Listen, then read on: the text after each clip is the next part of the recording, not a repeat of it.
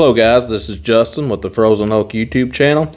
Today I'd like to let you take a look at the model 619 and 620 revolvers introduced from Smith And Wesson in 2005. These revolvers were designed initially to replace the model 65 and the world famous model 66, both which had seen decades of police service, decades of use in Department of Corrections roles as well. MSRP on these guys in 2005, we had $615 for the 619, $669 for the 620. If you'd like, let's take a look at them. Here we have the 619, fixed sights, combat / duty style grips, exposed ejector rod, two-piece barrel, the lock, which is pretty much standard on Smith and Wesson during this era, 7 rounds of .357, which was a big difference compared to the 66 and 65 at that time. Here we have the 620, adjustable target style sights, target style grips, partial barrel lug, but you see the difference between the 619. Also has the two-piece barrel,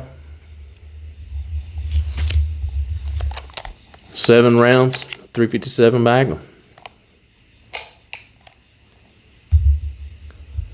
So if we take ourselves back to this time of Smith and Wesson, 2005, we had a lot of things stacked against the success of these revolvers.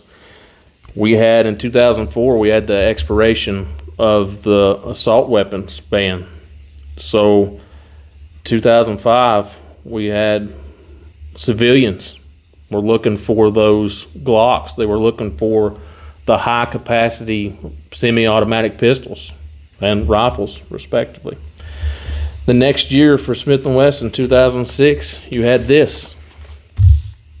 You had the introduction of the M&P line. You had the M&P 9, which a lot of Smith and Wesson's attention, you could imagine, was diverted towards pushing this guy to get it into the hands of law enforcement, to get it into the hands of those civilians, the civilians that were pawning these revolvers. Because I can tell you, during this time, you could walk into a pawn shop and there was revolvers everywhere. After that assault weapons ban was lifted, you could buy Smith and Wesson revolvers, not these particularly, but I'm just saying any Smith and Wesson revolver, you know, $300 would get you pretty much any revolver you wanted at that time.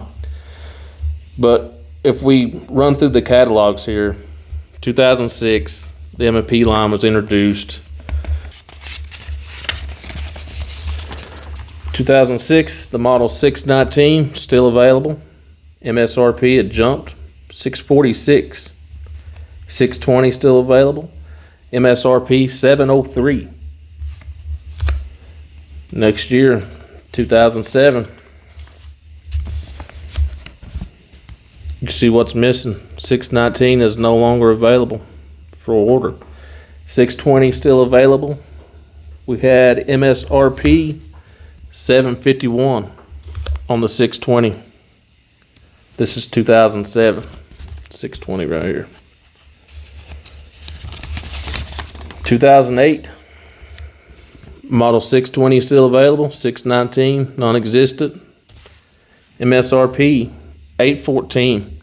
What's going on during this time? We have a recession, and we have Smith and Wesson with $800 revolvers.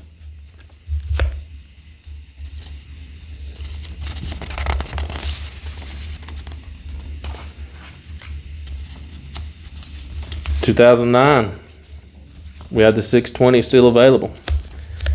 Check out this MSRP, $893 on the model 620.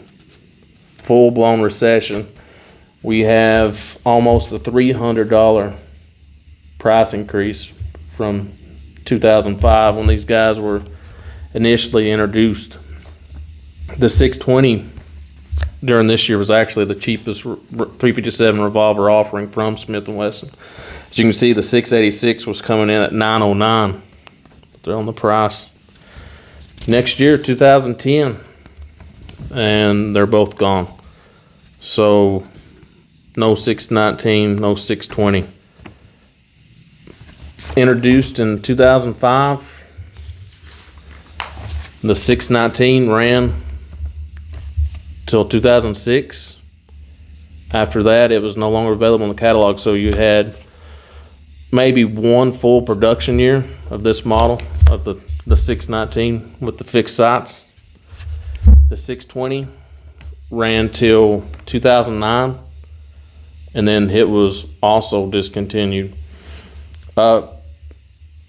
Yeah, that's a lot of odds stacked against the success of these guys, and that's why they're rare, and that's why they're unknown. I didn't know they existed myself personally. So the way I stumbled upon them was after Smith introduced their new mountain gun line. I got on a auction site and found this guy up for auction, and I just bid on it. I said, well, it's a 7-round .357 revolver, and I noticed the price kept going up, but none the wiser. I just kept bidding and won it. And when I got it home, I started doing some research, and that's when I discovered its ill fate. And it's just a joy to shoot. The 619 is a joy to shoot. The 620, I haven't shot it that much, but I love carrying the 619. Love shooting it. When relatives come over, I let them shoot it. It's just fun to shoot. So what all was stacked against it? You had civilians and law enforcement switching over to those polymer pistols, over to the Glocks, over to the automatics.